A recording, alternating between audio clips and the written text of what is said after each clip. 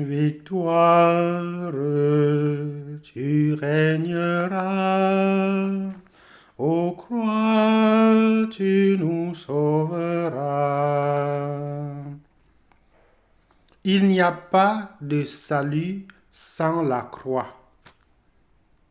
Voilà pourquoi la plus grosse tentation que le chrétien peut rencontrer dans ce monde, c'est la tentation du rejet de la croix de Jésus-Christ.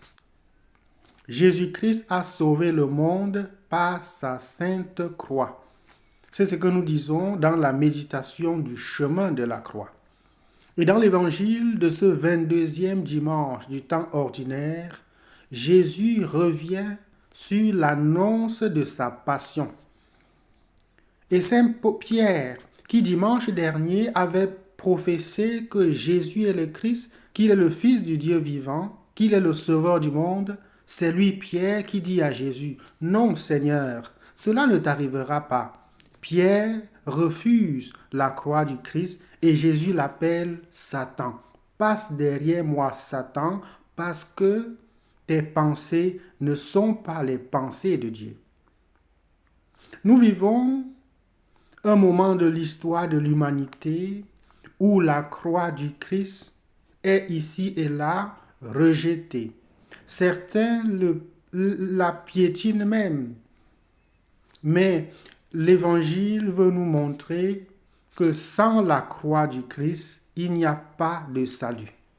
Parce que c'est sur le bois de la croix que Jésus-Christ a offert sa vie pour le salut de l'humanité. Vouloir donc refuser la croix du Christ, c'est effectivement refuser le salut.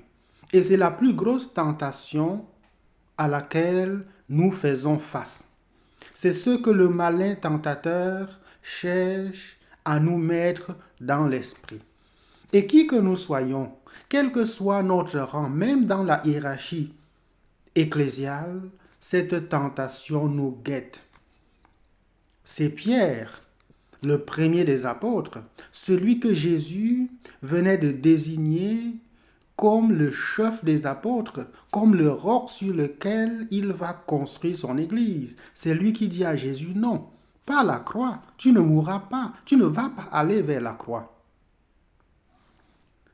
Satan, voulant détruire l'homme, cherche à détourner l'homme du vrai chemin.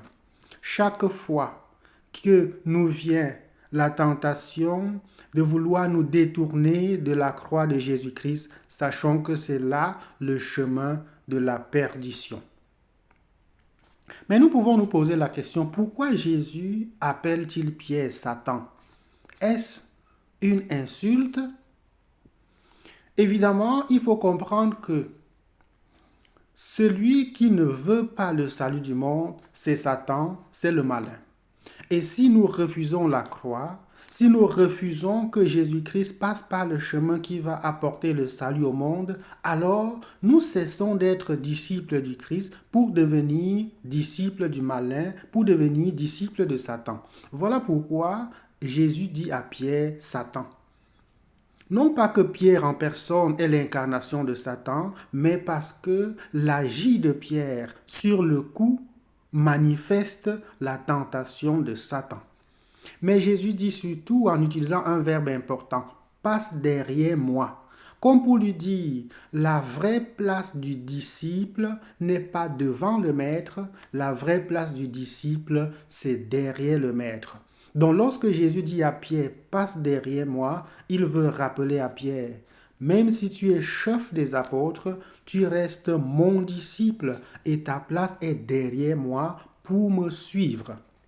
Ce n'est donc pas une insulte, c'est un rappel à l'ordre. Passe derrière moi. Cette parole de Jésus s'adresse à nous aujourd'hui.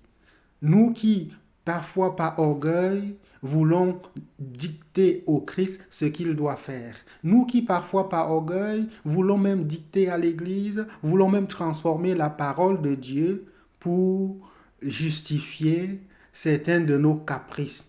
Passe derrière moi, reprends ta place de disciple derrière moi.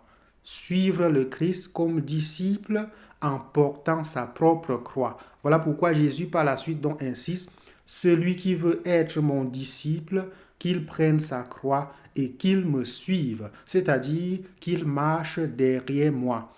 Parce que c'est cela le vrai chemin du salut. Le chemin du salut, donc, c'est le chemin qui passe par la suite du Christ portant sa croix.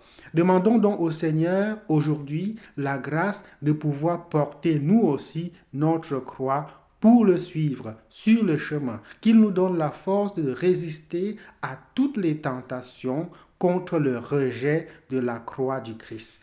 Que sa bénédiction descende sur vous au nom du Père et du Fils et du Saint-Esprit. Bon dimanche.